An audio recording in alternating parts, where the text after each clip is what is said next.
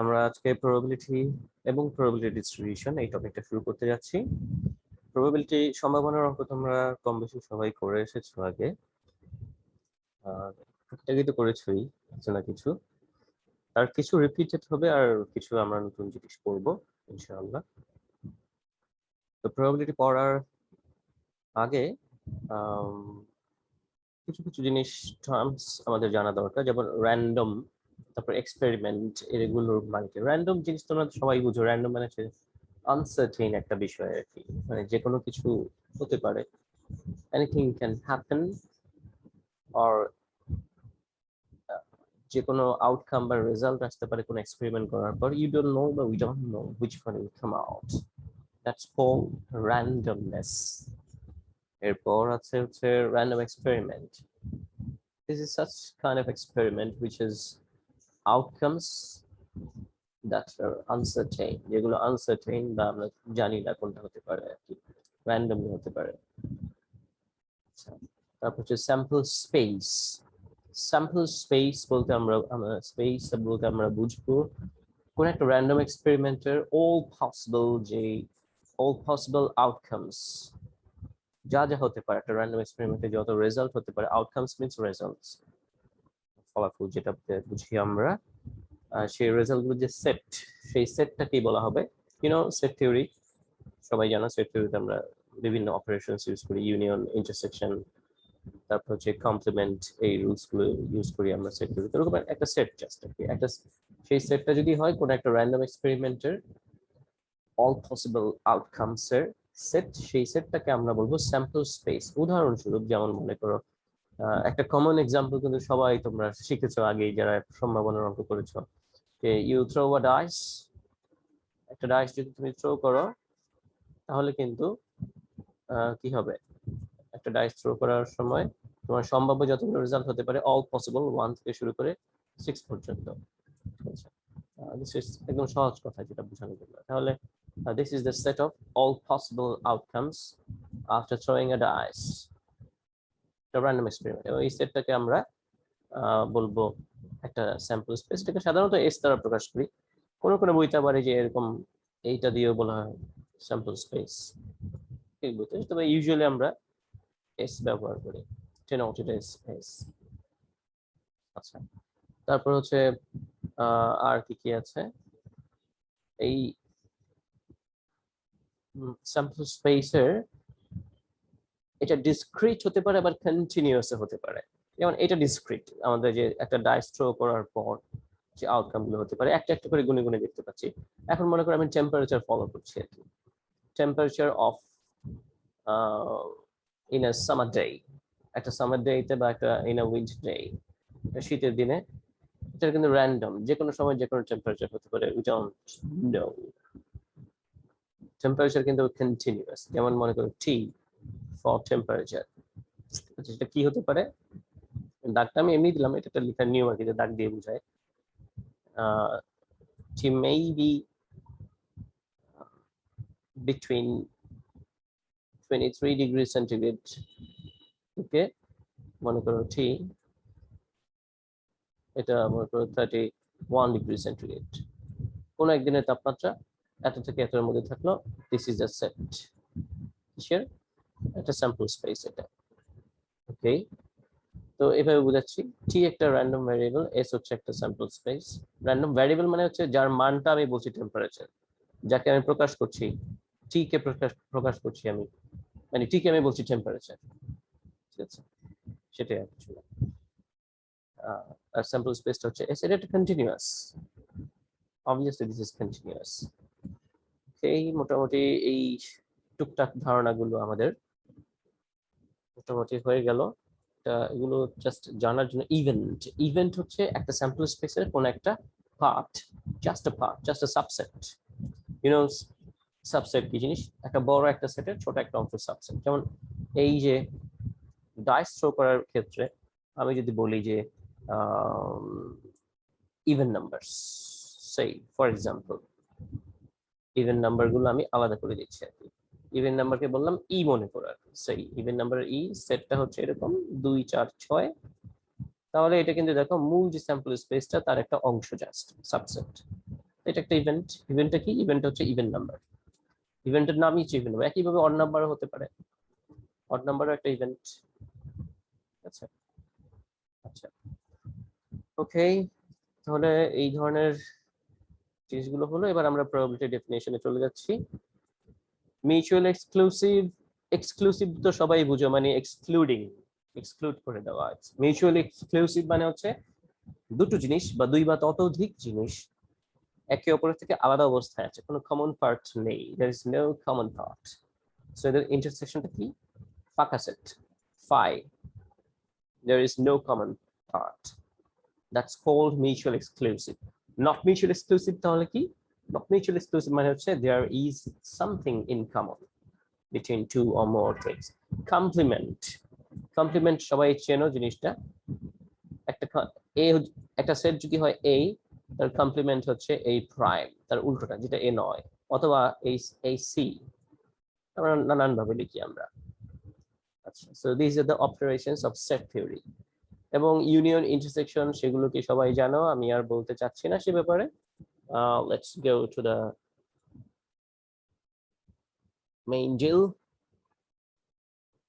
কোথায় আছে দেখি একটু, এখানেও না, আরো পড়েছে অ্যাডিশনাল রুল। আমরা প্রবাবিলিটির কিছু রুল তোমরাও পড়েছো, আরেকটা বার জাস্ট রিমাইন্ড করা যেতে পারে।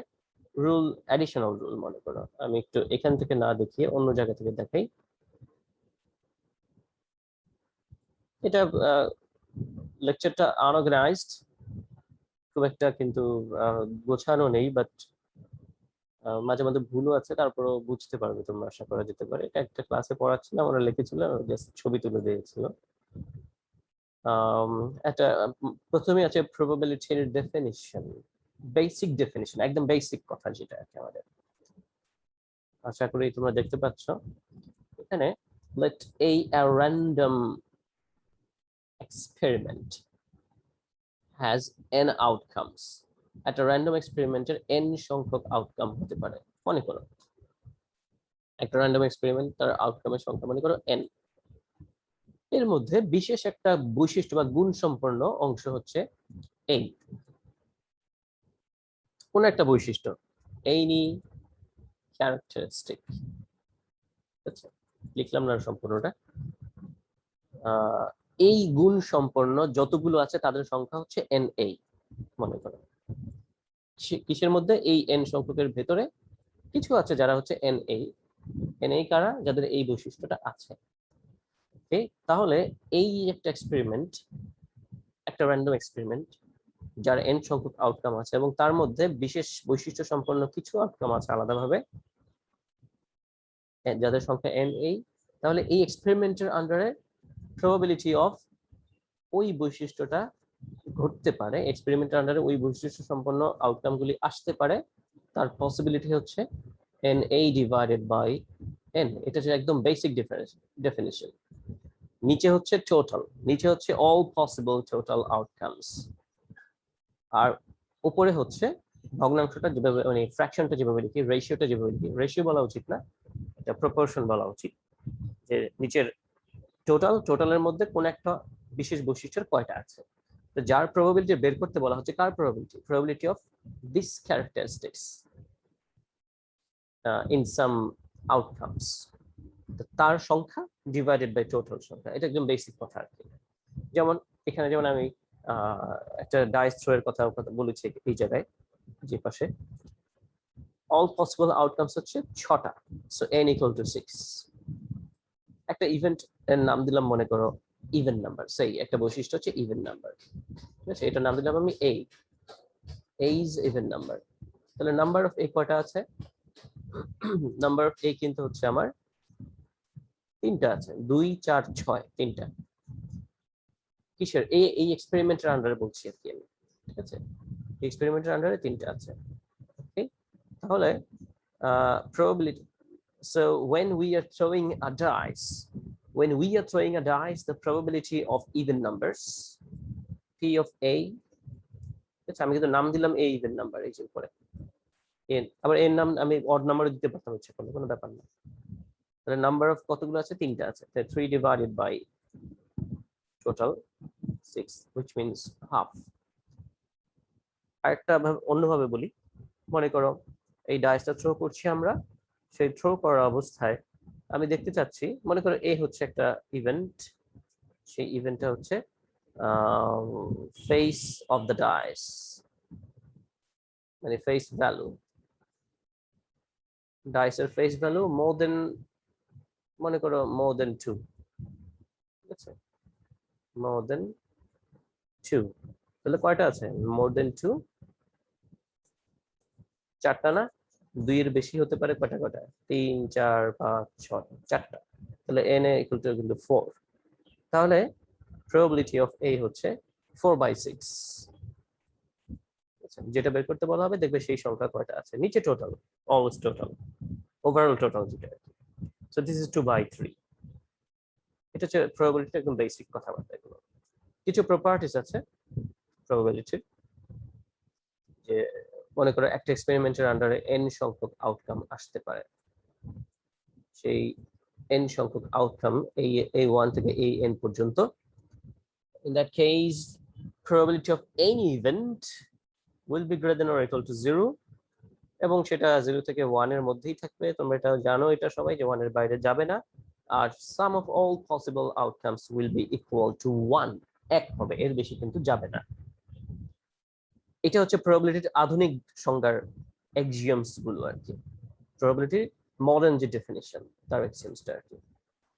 আচ্ছা, এরপর হচ্ছে কিছু রুলস, অ্যাডিশনাল রুল তোমরা পড়েছো আগে, যে সেট থিওরির মাধ্যমে, যে প্রবাবিলিটি অফ এ ইউনিয়ন, মনে করো দুটো ইভেন্ট, এটা কিন্তু দুটো ইভেন্টের জন্য দেওয়া হয়েছে, 2 এর বেশি ইভেন্টের জন্য হতে পারে। মনে করো দুটো ইভেন্ট কোন একটা এক্সপেরিমেন্টের আন্ডারে A and B, তাদের মধ্যে probability of A union B এর ফর্মুলা হচ্ছে probability of A plus probability of B minus probability of A intersection B, অথবা শুধু এই দুটোর যোগফল, দুটো ক্ষেত্রে হতে পারে। তো এই ইন্টারসেকশন যদি না থাকে, ইন্টারসেকশন না থাকা মানে হচ্ছে যে কোনো কমন পার্ট নেই, সরি আছে, আর কমন পার্ট যদি না থাকে তাহলে শুধু এই দুটোর যোগফল। ওই যে মিউচুয়াল এক্সক্লুসিভ বলে একটু আগে একটা কথা বলছিলাম, যে মিউচুয়াল এক্সক্লুসিভ যদি হয় তাহলে শুধু এটা, আর যদি মিউচুয়াল এক্সক্লুসিভ না হয় তাহলে এই ইন্টারসেকশন পার্টটা সহ হচ্ছে আমাদের ফর্মুলা।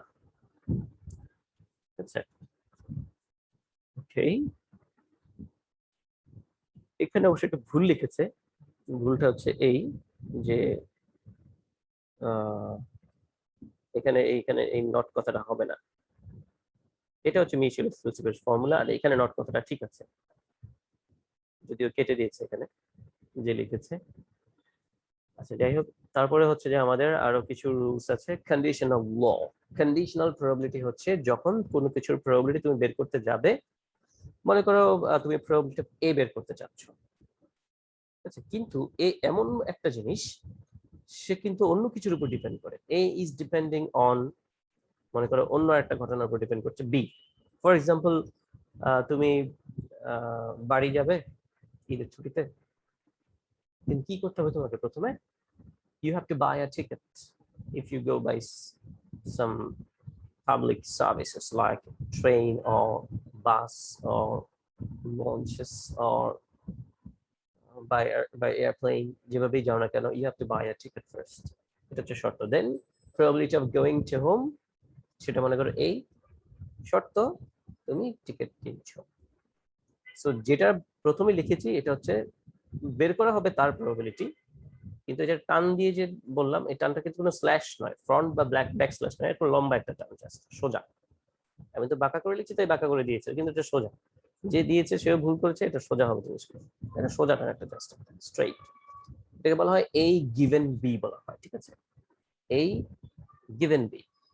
গিভেন মানে হচ্ছে ওই শর্তটা হচ্ছে বি, শর্তটা পরে দেখি আমরা। ফর্মুলা দেখো, ফর্মুলা হচ্ছে এই যেটা, probability of A intersection B divided by probability of B, যেটা শর্ত ওটার probability নিচে, আর উপর হচ্ছে ইন্টারসেকশন। অথবা মনে করো B depends on A, তাহলে B given A, ওই একই ভাবে probability of B given A by probability of A, যেটা সেটা নিচে। This is the formula. এখান থেকে আমরা একটা আরেকটা জিনিস পাই, মাল্টিপ্লিকেটিং রুল। সেটা কি? এই যে দেখো নিচে এখানে লিখে রেখেছি, জাস্ট বজ্রগ্রহণ করে দাও, যেমন এই ফর্মুলা থেকে নিচে উপরে বজ্রগুণন করে দাও তুমি, করে দিলে এটা চলে আসে। The probability of A intersection B equal to probability of A times probability of B given A. যদি আরেকটা থাকতো আরো যোগ হতে থাকতো, আচ্ছা একইভাবে আর কি। ওকে, তাহলে আরো কয়েকটা রুল আমরা দেখলাম। ইন্ডিপেন্ডেন্স ল, ইন্ডিপেন্ডেন্স ল কথাটার বিষয় মানে হচ্ছে এইমাত্র দেখলাম কি যে একটা একটার উপর ডিপেন্ড করে তাহলে প্রববিলিটি বের করতে পারবো, আর এখন হচ্ছে ইন্ডিপেন্ডেন্ট মানে ডিপেন্ড করবে না কেউ পারবে। মনে করো এ বি দুটো ইভেন্ট, এরা ইন্ডিপেন্ডেন্ট হবে যদি, আচ্ছা এরা ইন্ডিপেন্ডেন্ট হবে যদি এটার প্রবাবিলিটি নেই, আমরা এটা যদি লিখি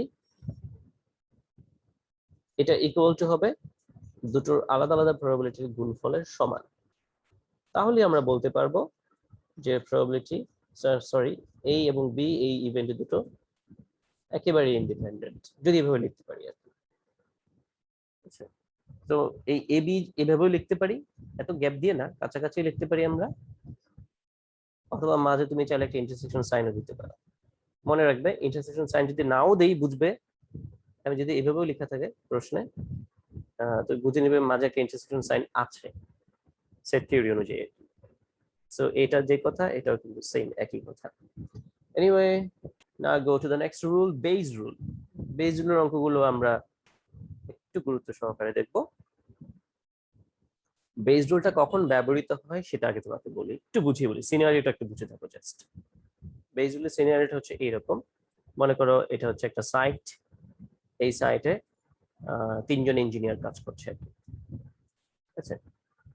তিনজন ইঞ্জিনিয়ার মিলে একটা সাইটে একটা কাজ করছে, তবে তিনজন ইঞ্জিনিয়ারকে ভাগ করে দেওয়া হয়েছে, সেই জায়গায় কাজ করবে, সেই জায়গায় করবে, সেই জায়গায় করবে। তিনজনের সম্মিলিত কাজে মনে করো যে আমাদের হবে আর কি, টোটাল কাজটা কতটুকু হলো সেটা দেখা হবে আর কি। তো মনে করি তিনজনের সম্মিলিত কাজ হচ্ছে এই, নিচে আমি এদিকে আউটপুট পাচ্ছি, সেই ফর এক্সাম্পল এখানে আমার আউটপুট বের হয়ে আসলো, তিনজনের কাজ 100% কাজ করে তিনজন মিলে আর কি, তবে প্রত্যেককে ভাগ করে দেওয়া হয়েছে মনে করো যে কে কতটুকু কাজ করছে আর কি। তো ফর এক্সাম্পল ইঞ্জিনিয়ার 1 সে কাজ করছে মনে করো 27%, 37% কাজ করে টোটালের 100%-এর মধ্যে আর কি। তারপর ইঞ্জিনিয়ার 2 সে মনে করো যে 29% কাজ করে। তারপর ইঞ্জিনিয়ার 3 সে মনে করো কত হলো, বাকি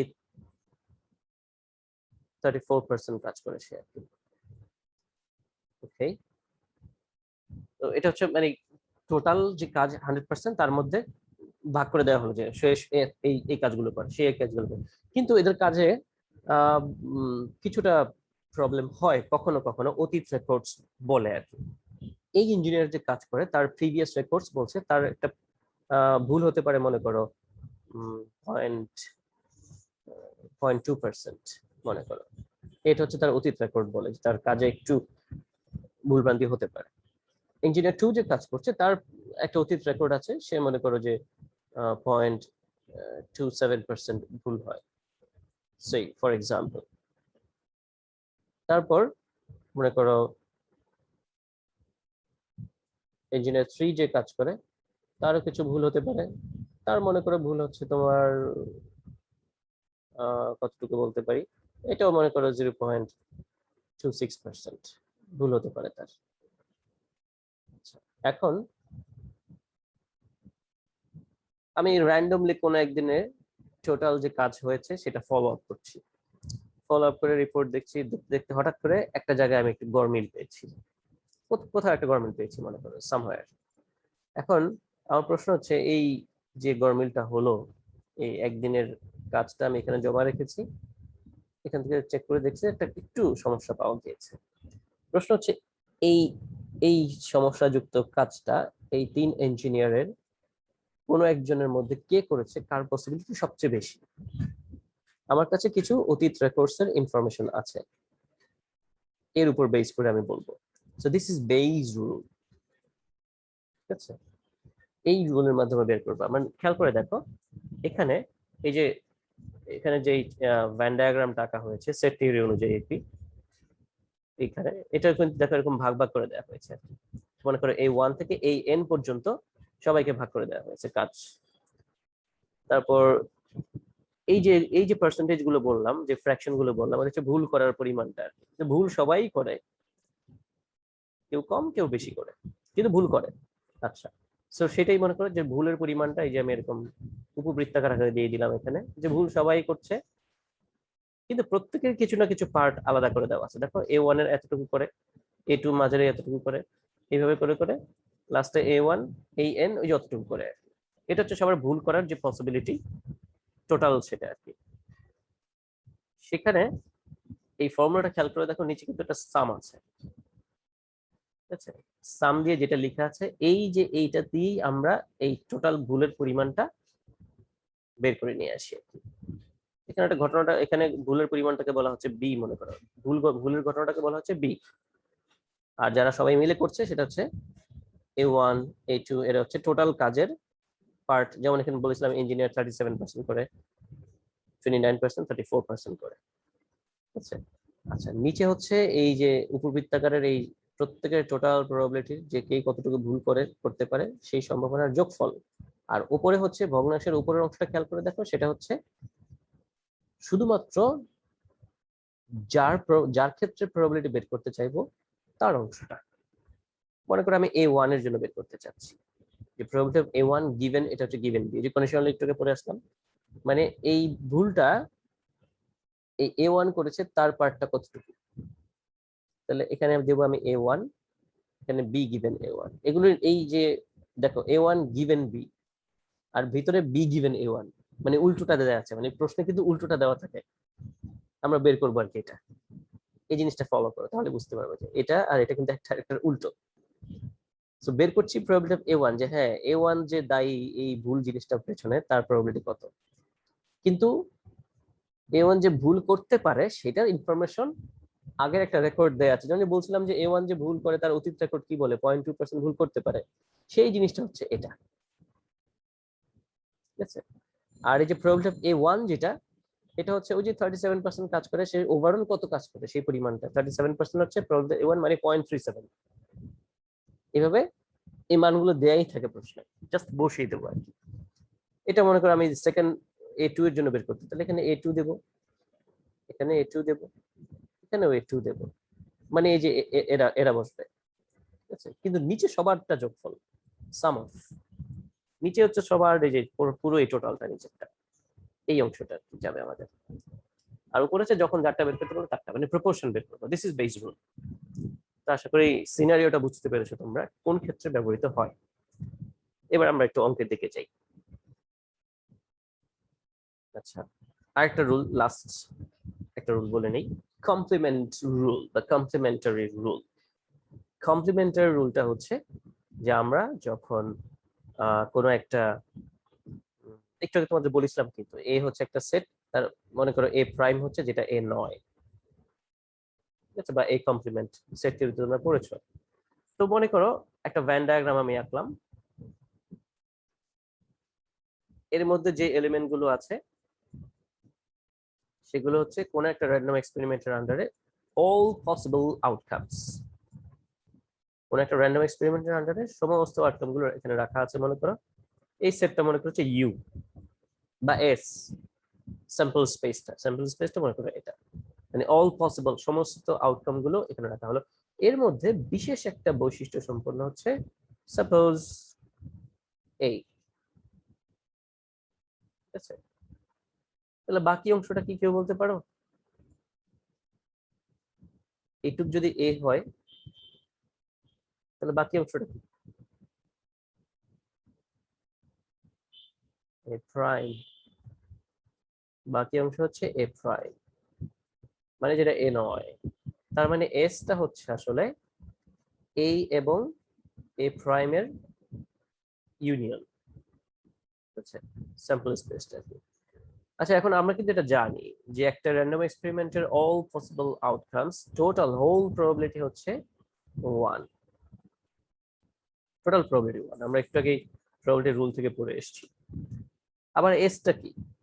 এসটা কিন্তু হচ্ছে এ এবং এ প্রাইমের যোগফল, তার মানে এটা হচ্ছে আসলে প্রবাবিলিটি অফ এ এবং প্রবাবিলিটি অফ এ প্রাইমের যোগফল দেয়, আর কিছু না। তাহলে কি আমরা একটা আর একটা 1 থেকে মাইনাস করে দিলেই পেয়ে যাচ্ছি এই যে এই জিনিসটা। সো এখান থেকে আমি এই লাইনটা লিখতেই পারি, এরপরে যে probability of a equal to 1 minus probability of a prime, একটা কিছু প্রবাবিলিটি বের করতে হলে 1 থেকে তার উল্টো মাইনাস করে দিলেই হয়ে যায়। আচ্ছা, সো এই রুলগুলো আমরা টুকটাক এখন ইউজ করে কয়েকটা অঙ্ক দেখি, খুব দ্রুত দেখবো ইনশাআল্লাহ। এটা দেখো, a system works if all the three computers A, B and C are in function. একটা সিস্টেম বলা হবে, মনে করো এটা হচ্ছে একটা সিস্টেম, এখানে মনে করো তিনটা জায়গায় তিনটা কম্পিউটার কাজ করছে। এখানে মনে করো কম্পিউটার A, এই জায়গায় মনে করো হচ্ছে কম্পিউটার B কাজ করছে, এখানে আরেকটা কম্পিউটার দিয়ে কাজ করা হচ্ছে C। ঠিক আছে, এই পুরোটা হচ্ছে একটা সিস্টেম। এই হোল সিস্টেমটা বলা হবে যে this whole system is under function if all the three computers they are also in function. তিনটা কম্পিউটার ঠিকঠাক মতো কাজ করলে বলা হবে সিস্টেমটা কাজ করছে, কিন্তু তিনটা কম্পিউটার আলাদা আলাদা কাজ করছে আর কি। তিনটার সম্মিলিত কাজকে বলা হবে যদি করে সেই রেজাল্ট টোটাল যদি 100% পাওয়া যায়, মানে এদের তিনটার সম্মিলিত কাজকে বলছি 100%। কিন্তু এমন নয় যে এ যদি নষ্ট হয়ে যায় তাহলে বি কাজ করবে না, বা বি নষ্ট হলে সি করবে না, বিষয়টা এরকম না, তারা আলাদা ইন্ডিপেন্ডেন্ট। কিন্তু তিনটার সম্মিলিতভাবে কাজ করলে আমি একটা আউটপুট পাই, যেটাকে বলছি হ্যাঁ এই সিস্টেমটা পুরোপুরি কাজ করছে বলবো, আর না হলে বলবো একটা অংশ বন্ধ হয়ে আছে। আচ্ছা, এরকম কিছু ইনফরমেশন দেওয়া আছে, মনে করো the chances of failure before a year, the chances of failure before a year is 8%, 7.5% and 8.8% respectively. এটা মনে করো সামথিং লাইক ওয়ারেন্টি, যখন তুমি কোনো কিছু কিনতে যাও তোমাদেরকে ওয়ারেন্টি দেয় 1 বছর 2 বছর ওরকম।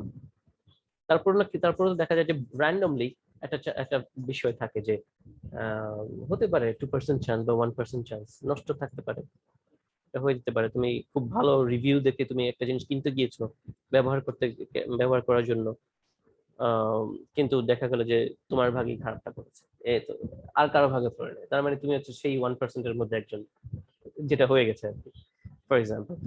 আচ্ছা, মনে করো 8%, 7.5% এবং 8.8% প্রিভিয়াস রেকর্ড বলছে এত পার্সেন্ট চান্স যে দে উইল ফেইল। ঠিক আছে, চান্স অফ ফেইলিউর। প্রশ্ন হচ্ছে আরেকটা জিনিস বলা হচ্ছে যে এরা ইন্ডিপেন্ডেন্টলি কাজ করে, দে ওয়ার্কস ইন্ডিপেন্ডেন্টলি, তিনটা computer. What is the probability that the system will be out of order before the end of the year? 1 বছর হয়ে যাওয়ার আগেই এই সিস্টেমটা আউট অফ অর্ডার হয়ে যাবে, তার পসিবিলিটি কত?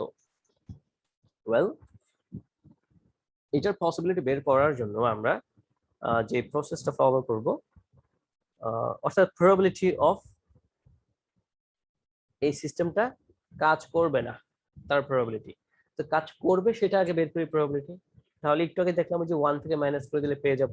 ওকে, এই ধরনের অঙ্কগুলো করার জন্য মনে রাখবে প্রবাবিলিটি অঙ্ক করার জন্য সবসময় তোমরা ধরে নেবে যে এ বি কি, এ বি সি কেন ধরে নেব, এতে করে সুবিধা হবে কি একটু দেখাচ্ছি তোমাদের আমি। এই যে এভাবে ধরে নেবে, লেটস এ হচ্ছে কম্পিউটার এ উইল ওয়ার্ক, তারপর বি হচ্ছে তুমি এই লিখবে এরকম কোনো কথা নেই, অন্য কিছু লিখতে পারো, এম এন ও পি এসব লিখতে পারো, নাম দিলেই হলো আর কি। এ হচ্ছে computer A will work, B will work, C will work. কিন্তু আমাকে যে ইনফরমেশন দেওয়া আছে A will fail, B will fail, C will fail, মানে প্রাইমারি ইনফরমেশনটা দেওয়া আছে। সো দেখো যে probability of A prime, probability of B prime, probability of C prime, এদের ইনফরমেশন দেওয়া আছে যে 8% মানে 0.08।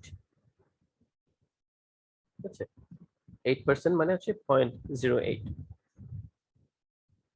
তারপর হচ্ছে যে 7.75% ছিল, তাহলে 0.075। এগুলো হচ্ছে দ্য প্রবাবিলিটিস অফ ফেইলিউরস, এগুলো দেয়া আছে আমার। So the probability of working, probability of A 1 minus করে নাও, বি 1 মাইনাস করে নাও, একইভাবে সি এরটাও 1 মাইনাস করে নাও, এই যে এভাবে। অর্থাৎ আমরা বের করে নিলাম কাজ করবে তার প্রবাবিলিটি। এখন মানে আলাদা আলাদা ভাবে কাজ করবে তার প্রবাবিলিটি, এখন একত্রে তিনটা কম্পিউটার যদি কাজ করতে থাকে একসাথে চলছে কাজ, তাহলে বলবো যে হ্যাঁ তারা এই সিস্টেমটা কাজ করছে। সেটার প্রবাবিলিটি কিভাবে বের করবো? একটা শর্ত দেওয়া ছিল কি যে তারা ইন্ডিপেন্ডেন্টলি কাজ করে। ইন্ডিপেন্ডেন্স ল একটু আগে পড়েছি আমরা, সেটাকে একটু অ্যাপ্লাই করি। The probability that the system will function, সেটা কত আছে দেখো, probability of A intersection B intersection C equal to তিনটা আলাদা প্রবাবিলিটি গুণফলের সমান অ্যাজ দে ওয়ার্ক ইন্ডিপেন্ডেন্টলি, এই কথাটা আমরা এখানে ব্যবহার করব। আচ্ছা আচ্ছা, তাহলে মান বসিয়ে দাও এখন। কত এলো? 0.7761। এটা হচ্ছে probability the system will work. প্রশ্ন কি ছিল? স্যার আমরা পয়েন্টের পরে কয়টা ইউজ করব? সরি, পয়েন্টের পরে কয়টা সংখ্যা ইউজ করব? এটা তো তোমার দেয়াই ছিল যে এই যে 0.912 মাইনাস করে তো এটাই এসছে আমাদের, 1 থেকে মাইনাস করে। না স্যার, গুণ করার পরেরটা। ওটা মনে হয় এই পর্যন্তই এসছে, এর বেশি আসবে না। যতগুলো আসে সবগুলোই দিও আর কি, বেশি আসবে না তো এখানে। আচ্ছা, তো এখানে এই হলো প্রবাবিলিটি যে কাজ করবে, ঠিক আছে। Probability of working the system will be in function, this is the probability. আমার প্রশ্ন চেয়েছি কি 1 বছর হওয়ার আগে যে হোল সিস্টেমটা আউট অফ অর্ডার হবে, তার মানে কোনো না কোনো একটা হাওয়া হয়ে যাবে কম্পিউটার, বা তিনটাই নষ্ট হয়ে যাবে। সে তাহলে কি করবো, আবার 1 থেকে উল্টোটা মাইনাস করে দেবো আমরা, তাহলে ওই পেয়ে যাবো, মানে 1 থেকে এটা মাইনাস করে দিলে পেয়ে যাবো যে কাজ করবে না তার প্রবাবিলিটি। ওই যে কমপ্লিমেন্টারি রুল আর ইন্ডিপেন্ডেন্স রুল দুটো সম্মিলিত প্রয়োগ আর কি এখানে। So there is a 22.39% chance that the system will be out of order before a year. 1 বছরের আগে এটা প্রবলেম হতে পারে, তার প্রবাবিলিটি হচ্ছে এটা। আচ্ছা, এইগুলো আমাদের কমপ্লিমেন্ট রুল ইন্ডিপেন্ডেন্স রুলের ছোট একটা ব্যবহার। এবার বেজ রুলের একটা অঙ্ক দেখি আমরা। একটু আগে তোমাদের বলছিলাম যে বেজ রুল কখন ইউজ করে। এটা যদিও কোনো ইঞ্জিনিয়ারিং রিলেটেড কোনো এক্সাম্পল না, বাট তোমরা তো সিনারিওটা বুঝেছো যে কোন ক্ষেত্রে ইউজ করতে পারি। মনে করো একটা একটা ফ্যাক্টরি বা একটা ফ্যাক্টরিতে তোমার প্রোডাকশন হচ্ছে, সেখানে জিনিসপত্র কিছু তো নষ্ট হতেই পারে, ড্যামেজ হতে পারে, ডিফেক্ট থাকতেই পারে। সেই ড্যামেজ হয়ে যাওয়া বা ডিফেক্ট হয়ে যাওয়া জিনিসটা কোন মেশিন থেকে বের হয়েছে তার প্রবাবিলিটি বের করব। তবে শর্ত হচ্ছে তোমাকে অবশ্যই কিছু না কিছু প্রিভিয়াস ইনফরমেশন দেয়া থাকবে আর কি, তবেই এটা বের করা যাবে। Anyway, let's check out. এখানে ইন আ ব্যাংক, খেয়াল করে দেখো, একটা ব্যাংকের ভেতরে 3জন ব্যক্তি কাজ করে। 3জন ব্যক্তি কাজ করছে, তার প্রবাবিলিটি কে কতটুকু কাজ করে দিয়ে দিয়েছে, তাদের কাজের ভাগটা দিয়ে দিয়েছে। 25% কাজ করে, 35% কাজ করে, 40% কাজ করে, 3জন। আচ্ছা, এখানে 3জনের নাম দিয়েছে, নাম আছে। এই যে মিস্টার আলী কাজ করে, মিস্টার রেজা এন্ড মিস্টার করিম, 3জন কাজ করছে, এত এত পার্সেন্ট গুলো কাজ করছে। আচ্ছা, এখন 3জনেরই কিছু না কিছু ভুল হয়, তাদের এক্সপিরিয়েন্স, অফিসের এক্সপিরিয়েন্স যা বলে।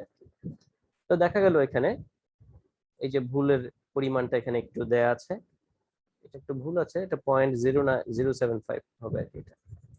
আচ্ছা, সো প্রথম ব্যক্তি এই পরিমাণ ভুল করে, দ্বিতীয় ব্যক্তি এই পরিমাণ, এবং তৃতীয় ব্যক্তি এই পরিমাণ ভুল করে। তারা কি কাজটা করে, মান্থলি স্টেটমেন্ট লিখে আর কি, একটা অফিসের মান্থলি স্টেটমেন্ট লিখে বা ইয়ারলি স্টেটমেন্ট লিখে বা রিপোর্ট লিখে তারা ফলো আপ করে, এই ধরনের রিপোর্টিং করে আর কি।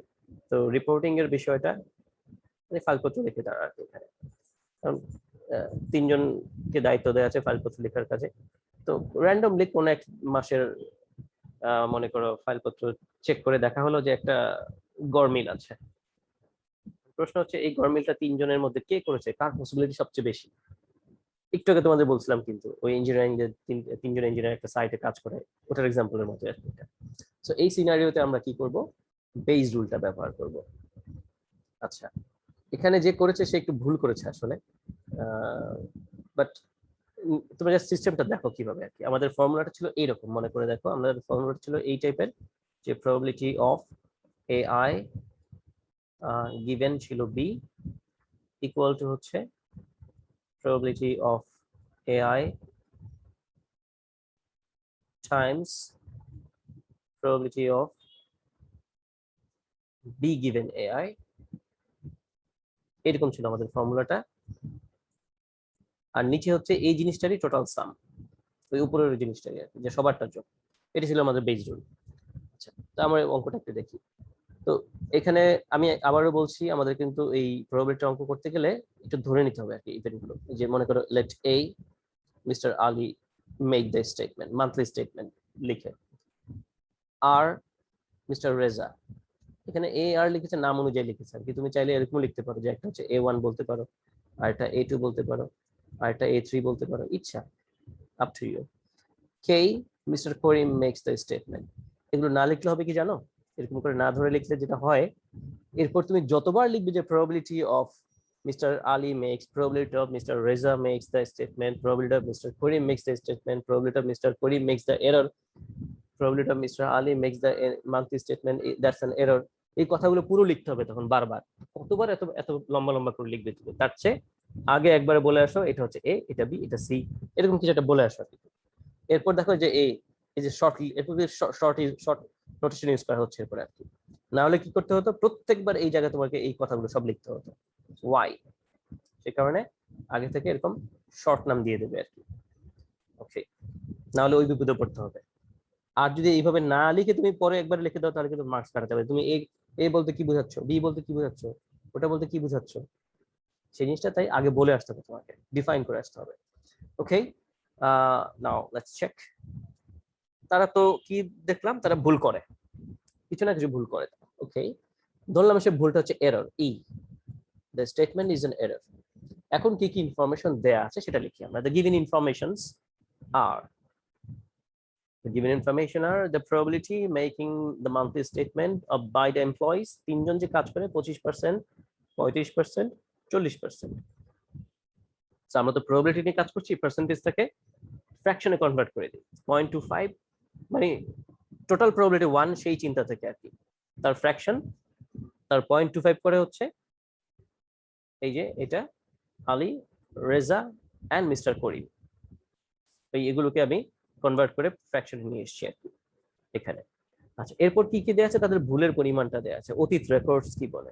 যে কোনো একটা অফিসে কাজ করলে কিন্তু এক্সপিরিয়েন্স থেকে জানা যায় যে হ্যাঁ উনি সবচেয়ে ভালো কাজ করে, তার তো কোনো ভুলই হয় না, সে তো প্রায়ই ভুল করে, এই যে বিষয়টা, এটা থেকে একটা আইডিয়া নেয় আর জাস্ট, আর কিছু না, 100% কিছু না, বাস just an idea. Okay, now let's check কিভাবে করব। এই যে বলছিলাম যে উল্টো ইনফরমেশনটা দেয়া থাকে, সেই কথাটা দেখতে এবার আমি আসি। একটু আগে তোমাদের বলছিলাম আমি কিরকম, একটু ফলো করো জাস্ট, তাহলে দেখবে তুমি জিনিসটা খুব ইজিলি করে ফেলতে পারছো। যদিও এখানে এই খাতায় যে লিখেছে সে ভুল করেছে, কাজটা এই পর্যন্ত ঠিকই আছে, ভুলটা কোথায় করছে আমি দেখাবো। আচ্ছা দেখো, এটা মনে করো মিস্টার আলী কাজ করে, তার প্রবাবিলিটি এই যে, এটা মনে করো এই মিস্টার আলী কাজ করছে, এখানে এখানে বি এর পরিবর্তে তুমি ই চিন্তা করো, বি এর পরিবর্তে ই চিন্তা করো জাস্ট, যে এরর, ঠিক আছে, আর এফ এ ফর আলী মনে করো। কিন্তু যে বললাম যে উল্টোটা দেয়া আছে ভিতরে, এই যে এই জায়গায় উল্টোটা, এই যে ই গিভেন A1, এখানে বি গিভেন AI, মানে মনে করো এটা হচ্ছে ই গিভেন AI আমাদের এই অঙ্কের জন্য, মনে করো ই ফর এরর, তাহলে E given A for Ali মনে করো। তাহলে তাহলে কোনটা আসলে probability of error, fraction, rate of making error, কার দ্বারা, মিস্টার আলী দ্বারা, সেটা হচ্ছে এই যে 0.09%, সেটা, এটা হচ্ছে এই ইনফরমেশনটা। 0.09% মানে কি, 0.0009। একইভাবে মিস্টার প্রবাবিলিটি অফ এরর, মানে এরর মানে মেক করার যে রেট, কার দ্বারা, মিস্টার রেজা দ্বারা, কত, 0.75%, তো 0.0075, এইভাবে তিনজনেরটাই কিন্তু লেখা হয়েছে। আচ্ছা, এরপর নিশ্চয়ই এখন সবাই বুঝতে পারছো, আমি যদি আলিফটা বের করি তাহলে এখানে AI দিব, যদি মিস্টার রেজারটা বের করি তাহলে এখানে আর দিব, সেই আরটা কোথায় হবে, এখানে এখানে তাহলে আমাদের আর হয়ে যাবে, এই জায়গাটা তাহলে আর হয়ে যাবে আমাদের, এখানে আর হবে, এখানে আর হবে, এই, আচ্ছা, আর এই জায়গাটাতে ই হবে আর কি আমাদের আমাদের অঙ্ক অনুযায়ী। আর নিচে কিন্তু সবারটা যোগ, আলী, রেজা, করিম সবারটা যোগ। আবার তুমি যদি মিস্টার ইয়ের জন্য বের করো, রেজার জন্য বের করো, বা মিস্টার করিমের জন্য বের করো, তাহলে এখানে হবে গিয়ে আমাদের এই জায়গা হবে মিস্টার করিম, ঠিক আছে, ওখানে হবে আমাদের ই, এইভাবে এখানে হবে মিস্টার করিম, এখানে হবে আমাদের মেকিং এরর, এটা ই হবে আমাদের অঙ্ক অনুযায়ী, এটা এরর, আর এখানে হচ্ছে মিস্টার করিম, কিন্তু নিচে প্রত্যেকেরটা যোগ। আশা করি সবাই বুঝতে পারছো কিভাবে সেট করতে হবে জিনিসটা। তো এরপর ধরে লিখেছে using the Bayes rule the probability of making error by Mr Ali, এখানেই ভুলটা লিখেছে, যে লিখেছে এটা হচ্ছে যে না ঠিকই তো লিখেছে মনে হচ্ছে, probability of a given e, ঠিক আছে লেখাটা ঠিক আছে, a times probability of e given a, ঠিক আছে, যে একটু আগে লিখতে পারবে। এখন সবার মান বসিয়ে দেওয়া হয়েছে, দেখো নিচে কিন্তু আবার এই যে আলিরটাও যোগ, রেজাল্টটাও আছে, করিমেরটাও আছে, তিনটাই যোগ, নিচে তিনটাই যোগ, উপরে হচ্ছে শুধু মিস্টার আলির পার্টটা। পরের অঙ্কটাও তাই, মিস্টার রেজার জন্য যখন করেছে মিস্টার, খেয়াল করে দেখো নিচে নিচে তিনজনেরটাই যোগ, সো উপরে যখন একবার যখন তুমি নিচে তিনজনটা যোগ করে ফেলবে তখন কিন্তু আর যোগ করা লাগবে না, নিচে পরের অংশ বসিয়ে দিতে পারো তুমি ডিরেক্টলি। কিন্তু উপরে এখন আমি রেজার জন্য বের করছি, তাহলে উপরে শুধু মিস্টার রেজার, রেজারটা আছে, ঠিক আছে। ও এই জায়গায় এই জায়গায় মনে হচ্ছে লিখতে ভুল করেছে সে, এটা আচ্ছা হ্যাঁ, এখানে সে লিখতে যে ভুলটা করেছে সেই ভুলটা হচ্ছে বলি তোমাকে কি, এটা মিস্টার আলীর জন্য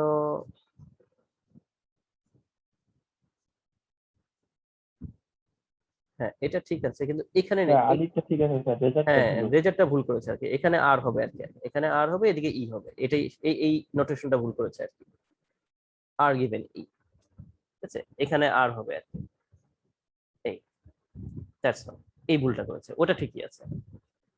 আচ্ছা এইভাবে আমরা তিনজনেরটাই বের করব, করে দেখবো কি যে এই যে প্রবাবিলিটিটা বের হয়ে আসলো মিস্টার আলীর জন্য, সে এই ভুলটা করতে পারে তার সম্ভাবনা কতটুকু, একইভাবে মিস্টার রেজার জন্য, মিস্টার করিমের জন্য। এখন দেখবো কার ভ্যালুটা সবচেয়ে বেশি, বোঝা যাচ্ছে মিস্টার করিমের ভ্যালুটা সবচেয়ে বেশি এসছে 0.3648, তার মানে হচ্ছে 36% চান্স আছে যে মিস্টার করিম করেছে এই কাজটা সবচেয়ে বেশি, আর সবচেয়ে কম চান্স হচ্ছে মিস্টার আলী।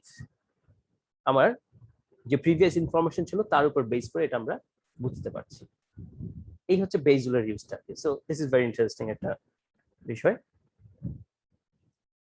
এরপর আচ্ছা তোমাদের এখন ক্লাস আছে? জি স্যার, জি স্যার। আচ্ছা আচ্ছা আমি জাস্ট 2 মিনিটে একটা কথা বলে আমি ছেড়ে দিচ্ছি, ইনশাআল্লাহ নেক্সট ক্লাসে আমরা আবার এটা কন্টিনিউ করব। সেটা হচ্ছে তোমাদের এই বইটা তো আমি তোমাদের দিয়েছি তাই না, এই টেবিলটা একটু খেয়াল করে দেখো। আচ্ছা এই টেবিলটা আমি একটু পরে যাই দেখি, এই টেবিলটা একটু খেয়াল করে দেখো। এই টেবিলটা হচ্ছে নিচে, এই যে এটা নিচের এই টেবিলটার কথা বলছি, এই টেবিলটা কি ধরনের, এক্সাম্পলটা হচ্ছে তোমার মনে করো কোনো মেশিনারি পার্টস বা টুলস, মেশিন টুলস এরকম কিছু আছে, 400টা আছে টোটালি, যে উপরে লেখা আছে 400 এখানে। সেই 400টার মধ্যে কিছু আছে যে যারা ঠিকমতো কাজ করে না, নষ্ট হয়তো আর কি, ফাংশনালি ডিফেক্টিভ। আবার কিছু আছে যে গায়ের মধ্যে একটু আঁচড় পড়া, তো দাগ লাগা, হালকা একটু ক্র্যাক আছে। যেমন মনে করো তুমি দোকানে কিছু কিনতে গেলে, মোবাইল কিনতে গেলে ডিসপ্লেতে যেটা আছে ওটা দেখে খুব আগ্রহী হলে কিনতে, বা তুমি এখন ওটা তোমাকে একটা নতুন একটা জিনিস বলে, তুমি বলে ফ্রেশ দেখে একটা দেন দিল, তুমি বাসায় এসে দেখলে কি যে এটার পাশে একটা কেমন একটা আঁচড়ের দাগ আছে, ওটা হচ্ছে তোমাকে, ওটাকে বলা হয় তোমার সারফেস ফ্লস, কিন্তু সে ঠিকঠাক মতোই কাজ করছে। আবার এমনও হতে পারে যে চকচকে ঝকঝকে জিনিস, কোনো দাগ টাগ নেই, কোনো স্ক্র্যাচ নেই, তুমি বাসায় আনলে অন করতে গিয়ে দেখলে যে অন হয় না, ব্যাটারি কাজ করছে না, কানেকশন বোধহয় ঠিক নেই, এটা হচ্ছে ফাংশনাল ডিফেক্টিভ। তো এখানে যে টেবিলটা আছে, মনে করো সারফেস ফ্লস হচ্ছে আমার দাগ টাগ করে আছে এরকম, আর ডিফেক্টিভ মানে সে ঠিক মতো কাজ করে না। এই যে টেবিলটা খেয়াল করে দেখো, টোটাল হচ্ছে 400, এই যে টোটাল এই বরাবর টোটাল, মূল ডাটা সেট হচ্ছে এতটুকু, এটা হচ্ছে মূল ডাটা সেটটা আর কি আমাদের, টোটালটা হচ্ছে পরের হিসাব। এই যে 30, এই 30 কে বলতো কারা, যাদের এই যে সারফেস ফ্লস ইয়েস আছে তারা, এবং সাথে আরো একটা ইনফরমেশন সে যুক্ত, কিন্তু তার মধ্যে নো এই বরাবর কিন্তু সে আছে, সে নোটা কে নট ডিফেক্টিভ, ডিফেক্টিভ না কিন্তু হয়তো গায়ে একটু দাগ পড়ে আছে, আঁচড় পড়ে আছে আর কি। এই 18 কারা, সারফেস ফ্লস নেই নো, কিন্তু দেখো সে ইয়েস বরাবর আছে, মানে ইয়েসটা কি ডিফেক্টিভ, যে হ্যাঁ সে ফাংশনালি ডিফেক্টিভ কিন্তু সে একদম নিখুঁত দেখতে আর কি। So, এই ধরনের টেবিলগুলোকে বলা হয় বাইভেরিয়েট টেবিল বলে আর কি, বা কন্টিনজেন্সি টেবিল বলে, যে একটা ভ্যালু উপরে ডানে বামে অনেকগুলো ইনফরমেশনকে ইন্ডিকেট করছে আর কি। এই টেবিলগুলো দিয়ে আমরা করব কন্ডিশনাল প্রবাবিলিটি বা কন্ডিশনাল প্রবাবিলিটি রুল যে পড়লাম তার অঙ্কগুলো আমরা দেখবো ইনশাল্লাহ। তো এখন এই পর্যন্তই থাকলো। Thank you so much.